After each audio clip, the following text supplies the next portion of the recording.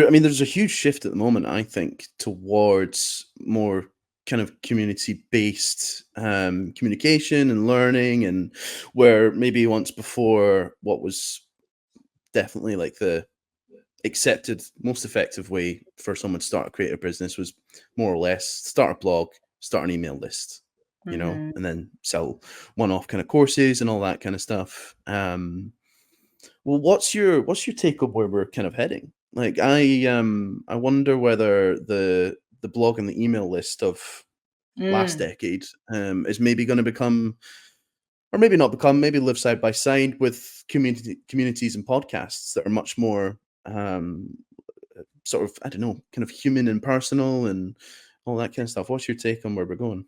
I think it will definitely live side by side. I think we're entering a world where it's going to be easier and easier to start either of those things: a podcast, a newsletter, a community.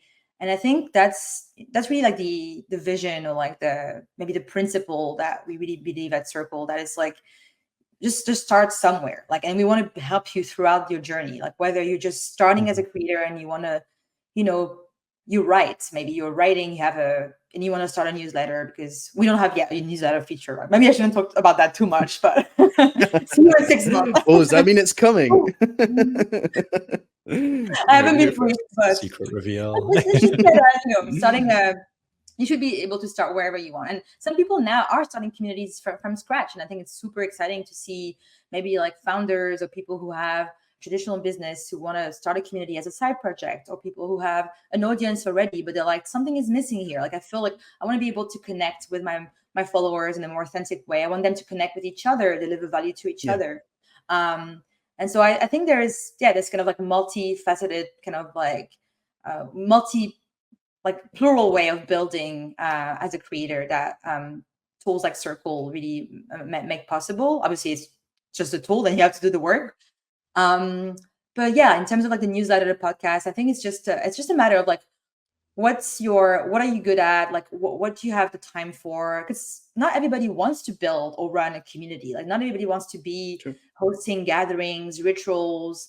Some people like to write. Some people like to host, and interview others. And I think that should still be obviously something that you should be able to do with a tool like Circle or other tools. And then, if suddenly your podcast, your newsletter grows, and you see an opportunity to build a community or membership on top of that, or to maybe kind of like expand your product line with something like a membership community or a course, then you should be able to kind of like grow to do that with those tools.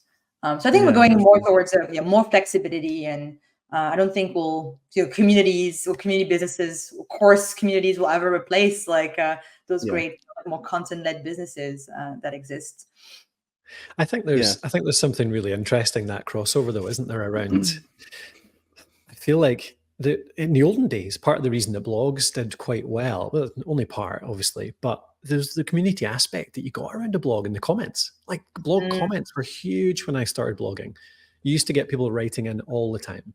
And we had to stop it because something that worked well, it just got taken over by spam, and it was really hard to combat that and all that. But in the early days, it was your audience talking to each other, and you would jump in every now and again. But really, it's an audience managed community.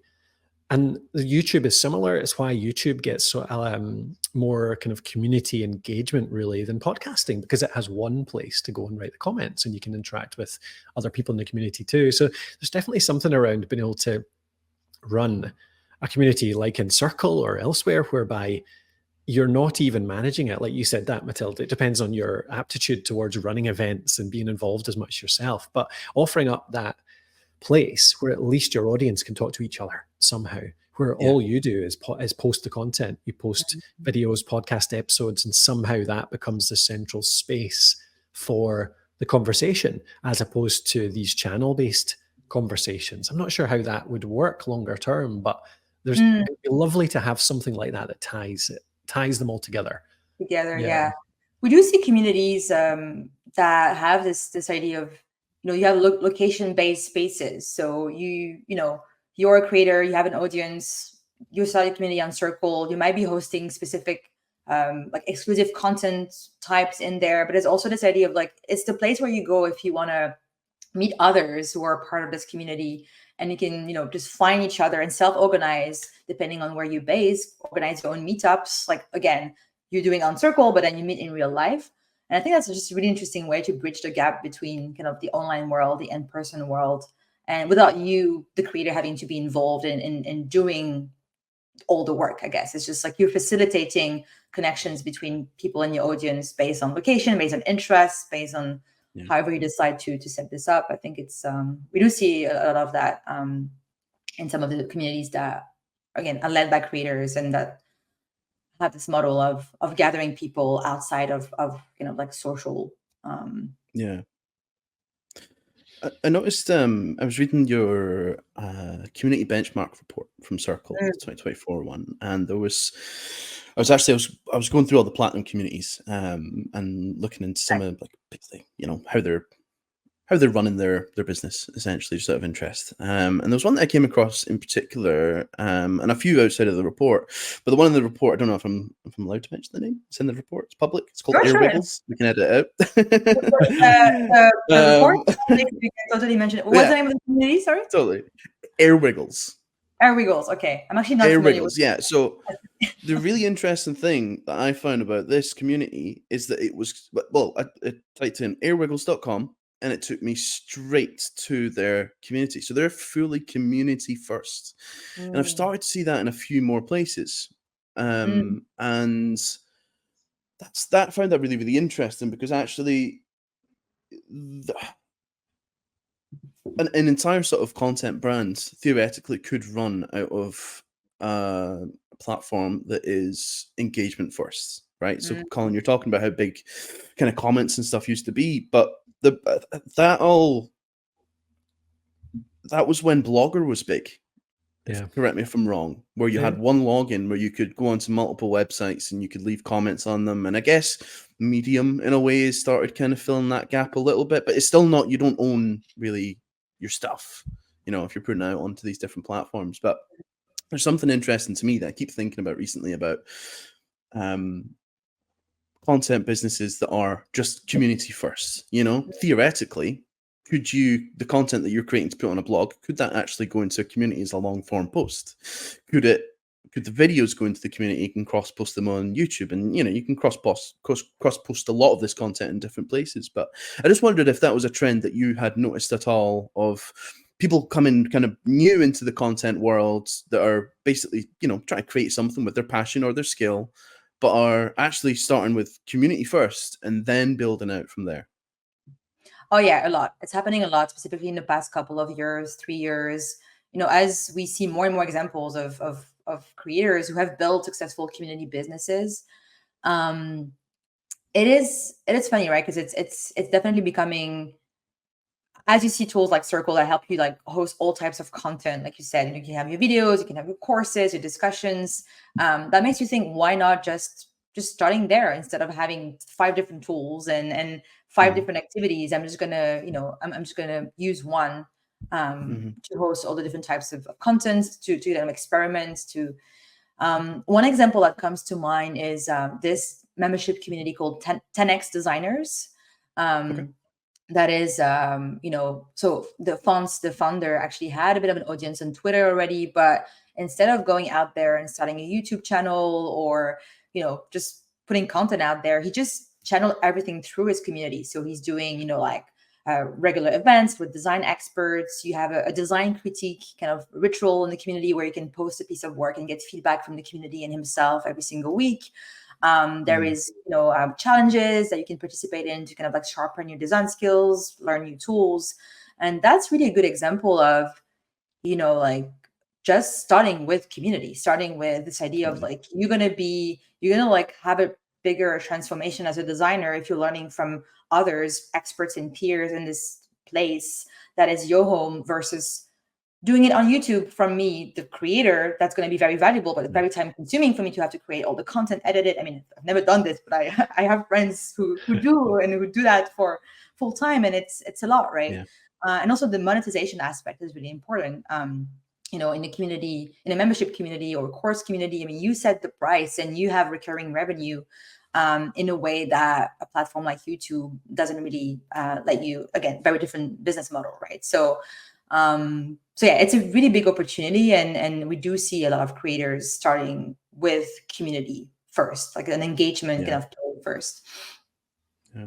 Cool. I feel like that whole area is changing quite fast, isn't it? Like I'm an old man of blogging these days. Like you mentioned Blogger there, Jacob, and it was always WordPress. It's always where I think first. And you're always telling me to use Webflow and stuff. I know it's brilliant, but it's not the same as it was in my day. But I've been looking recently in the last few weeks about where to start a new little content project.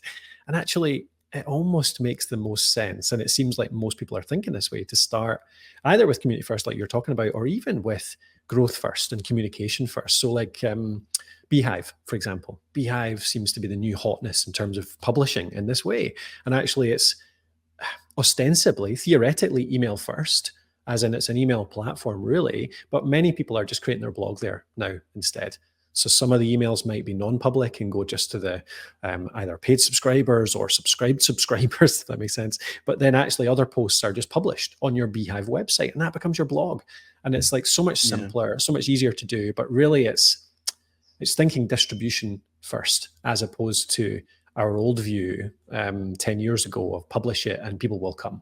Because even more and more in an AI world these days, like that's less and less reliable. So I don't know, it does seem like that's a whole shift. Two different ways you can do it now, community or distribution first. But it's very different. Arguably interchangeable though. Same kind of result, you know? Yeah. And they can all work together. Absolutely. Yeah, for sure. Yeah. Do you build the content first and the community next, or like vice versa? And there's definitely the two models that coexist, I would say.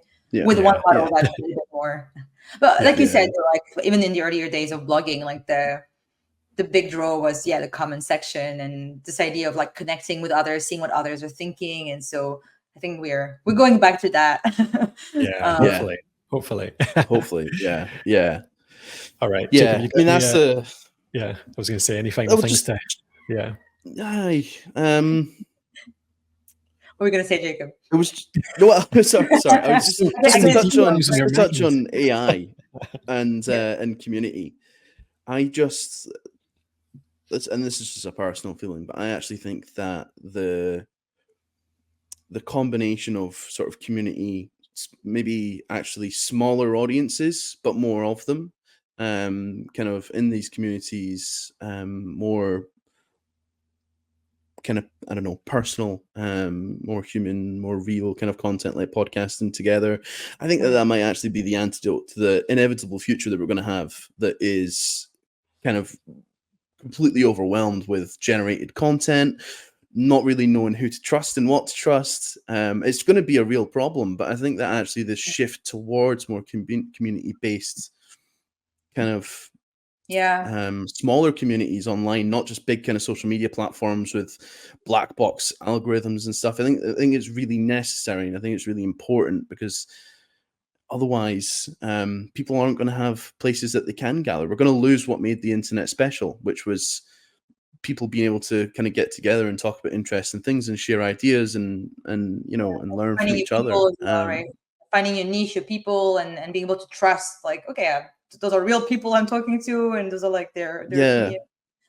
That's an interesting take. I think that's, so we talked about the creators obviously, but for the member, like as a member of multiple communities, I feel that, and I think a lot of people are feeling that as well, like being able to being in those oftentimes private environments that are, just for people like you, or people who are not like you, that you want to learn from, that you're going to be able to trust. And I think being part of multiple like smaller communities is going to be one of the ways that we maintain a sense of belonging online, that perhaps we'll see lose a little bit through AI. We'll never know until we get there. Yeah, exactly. But but it feels good to be part of multiple like smaller communities. Like I'm part of a course community for people running online events on Circle. I'm part of a community for people who are into neuroscience and like mental health, and it's just nice to be able to also pick, like, depending on the day or the week, like here's like, oh, I have half an hour, I'm going to spend time in there, see